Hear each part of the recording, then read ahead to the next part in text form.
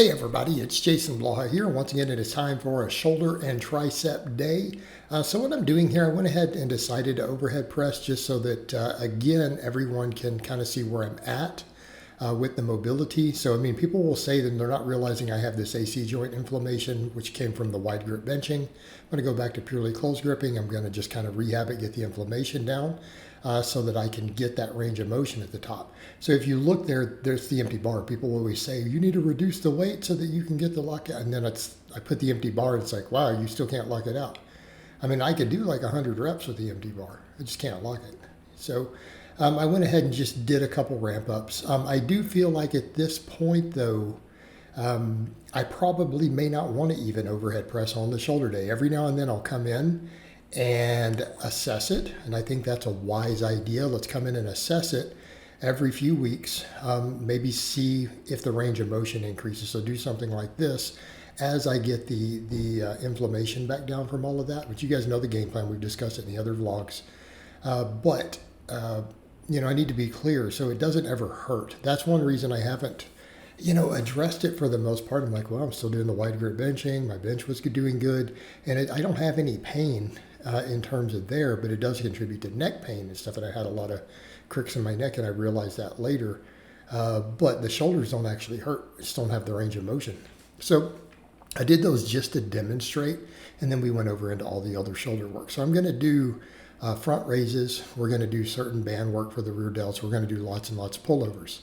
The pullovers work really well, I think, in here too, because it lets me push that shoulder mobility. It lets me double down on some tricep long head and then some chest on kind of the shoulder and tricep day here. So then I work a lot of the same muscles that I'm going to be hitting on the closed grip bench day. That's kind of its own separate topic as we get further in. Let's talk about this stuff. Mainly because people are like, why don't you just bench twice? Because that will do my shoulders in. That's not workable. I've already realized this. I don't need the neural drive twice a week, but I could stand to get some high rep volume work for those same muscles. Okay. So now we're getting into some thinking more like conjugate. Not doing conjugate. Every time I see that, people would be like, so you're doing conjugate again. No, we incorporate elements of it. All right, the front raises, when I'm doing these fairly fresh, I was able to get 15 reps on all the sets with the 45. So that's a good place. And I don't feel like I need to go heavier than a 45 on these. Let's just build reps. When I can get to sets of 20, we're in a good place, But I like the front raise. I think the front raise is a great exercise. I think it improves your bench. I think it does improve your shoulders. And I think for me, everything is going to be about just the front and rear delt. So the side delt exercise is the same thing. They can inflame all of that, right? They can inflame it. And again, I get all the symptoms when I do laterals and other stuff. I hear a crunching and popping, right? I don't have the range of motion overhead. So, I it's very clear specifically what I'm dealing with in the shoulder. It's a combination of overuse and the wider grip stuff.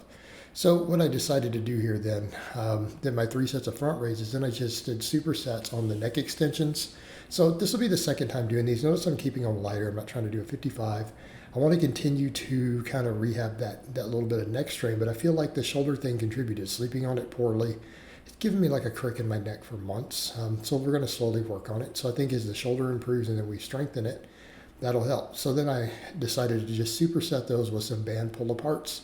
Same thing, the bands, high rep band work like this will help get blood flow to that area. It will strengthen the rear delts. It'll help stabilize the shoulder, right? Help stabilize the posterior delt. It will help with the infraspinatus. So just like a lot of the stuff I'm doing, like for the pull-ups, I'm doing pull-ups in a way that's good for that. Although notice the quads are on point on all this. So my legs have definitely filled back out as I've been squatting real heavy again. So the legs are filling out, legs are looking thick. Like even doing these other movements are way bigger again.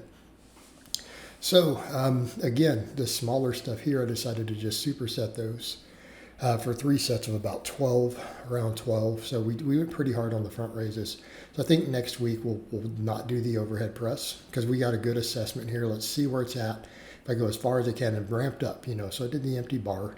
But I'm kind of at a point where it's like, if I can't do it with the empty bar, what's the point of adding weight here? Because it's not like I'm not doing incline benching. We're getting all that area worked with the incline. So again, just did the 12 reps of neck extensions. I've gotten 20 before with a 55, but again, let's just get blood flow. Let's work the area. These don't need to be hard. This is smaller rehab and prehab type exercises. But same thing, maybe I'll build these up with just a 45. I feel like running the 55 is a bit much.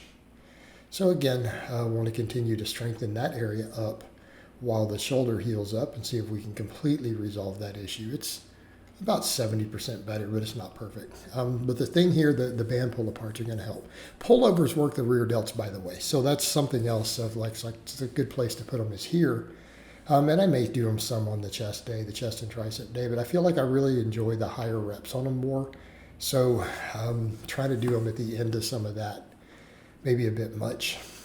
And I can fit them in right here, and then we get a double exposure to really high rep chest and tricep stuff. So the same thing here, all 25 plus reps. Some of the band press downs were only 25 or so because I was reaching fatigue.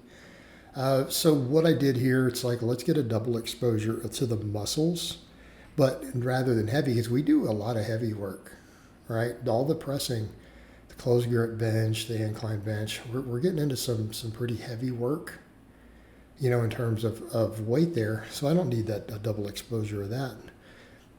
We have all that there. And the same thing, I do heavy extensions, for sets of 10.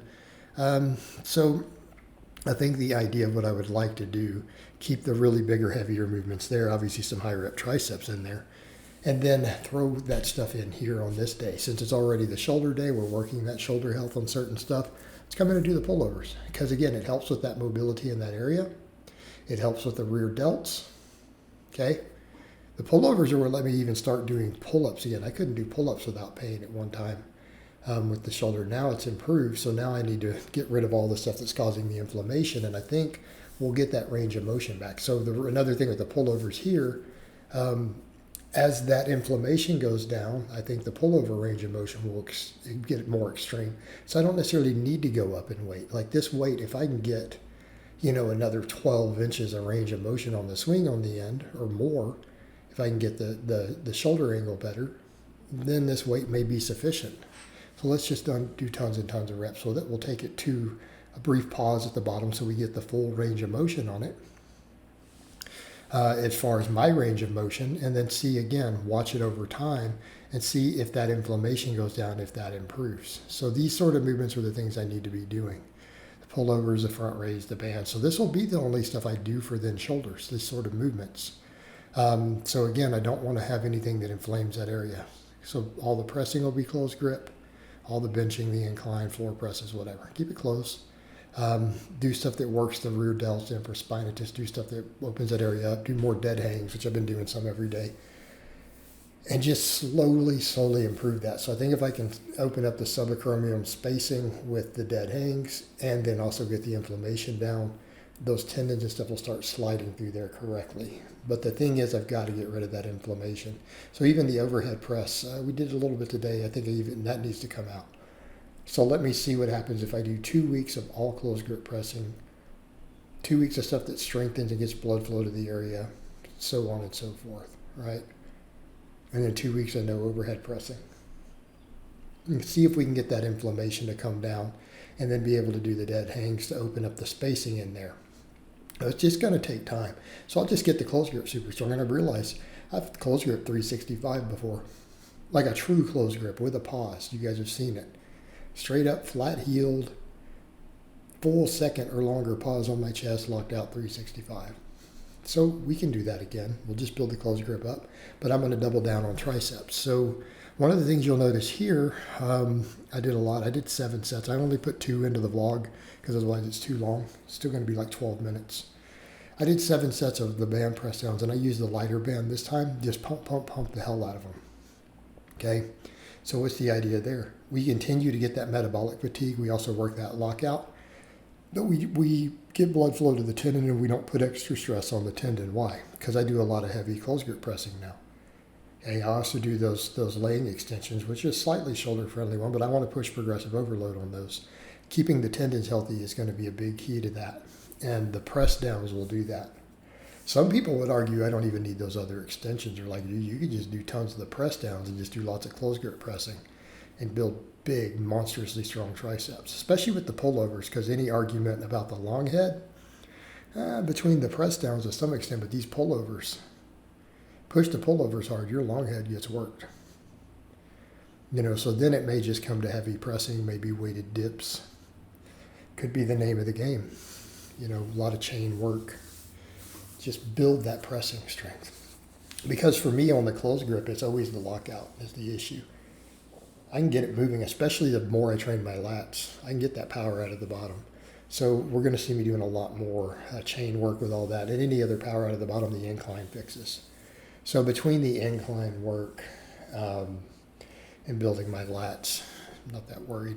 I could do a lot of floor pressing, a lot of chain close grip work, and then test the close grip every now and then straight up raw and see where it's at. And it'll climb. It'll climb.